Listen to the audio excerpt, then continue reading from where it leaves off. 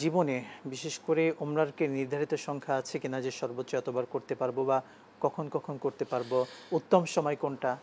উমরার জন্য আসলে নির্ধারিত কোনো সংখ্যা নেই, আপনি জি। যতবার পারেন ততবার পড়বেন। তবে কিছু বিষয় আছে, যেমন আমি বলবো যে আমার বাড়ির পাশে একটা মানুষ খুব অসহায় অবস্থায় আছে।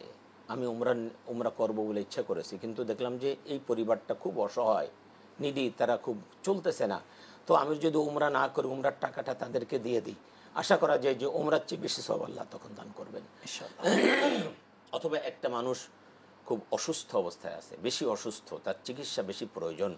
তো আমি যদি সেই অবস্থায়, আমি উমরা করেছি, কয়েকবার উমরা করেছি, জি। তো এখন আমার এই অবস্থায় উমরা না করে চিকিৎসার জন্য যদি তাকে আমি টাকাটা দিতে পারি, সেক্ষেত্রেও উমরার চেয়ে বেশি গুরুত্ব হবে তাকে এই টাকাটা দিয়ে সহযোগিতা করা। আর যদি আরও বেশি থাকে যে উমরাও করলাম, তাকে সহযোগিতাও করলাম, সেটা আরও ভালো হয়, সবচেয়ে সেটা সুন্দর আরও ভালো হবে। হয় সেটা। আবার যদি এমন অবস্থা হয় যে একজন মানুষ তার মেয়ে বিয়ে দিতে পারতেছে না টাকার অভাবে, বিবাহিত কিছু খরচ আছে, কিছু জি। খরচ হয়, যদিও এটা ম্যাক্সিমাম খরচটা ছেলের বাবা করবে, কিন্তু আমাদের দেশে ভিন্ন একটা প্রেক্ষাপট আছে।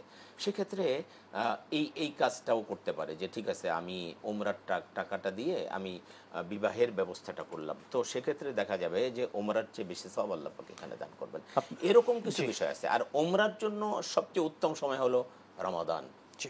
একটা হাদিসে আসছে, আল্লাহ রসুল সাল্লাহ সাল্লাম বলেন, যে ব্যক্তি রমজান মাসে ওমরা করলো, সেজন্য তাকে হজের সওয়াব দান করা হবে। আর সুবহানাল্লাহ একটা ওয়া বর্ণনায় বিহামদিহি। পাওয়া যায় যে সেজন্য আমার সাথেই হজ করলো। সুবহানাল্লাহ ওয়া সুতরাং বিহামদিহি। রমাদান মাসে বেশি ওমরা করার মধ্যে বেশি ফজিলত রয়েছে। এবং আপনি দেখবেন রমজান মাসে এত বেশি মানুষ ওমরা করে যে হজের চেয়ে বেশি, কোনো কোনো সময় হজের চেয়ে বেশি মানুষ চলে আসে এখানে।